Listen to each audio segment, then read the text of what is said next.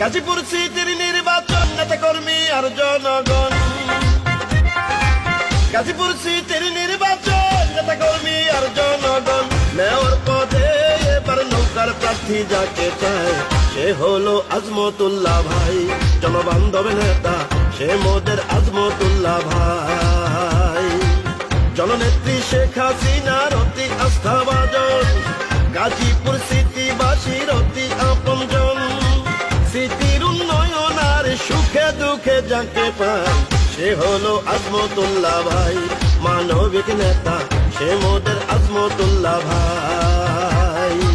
City mayor পদে যাকে চাই নৌকা মার্কায় সে মোদের আজমতুল্লাহ ভাই।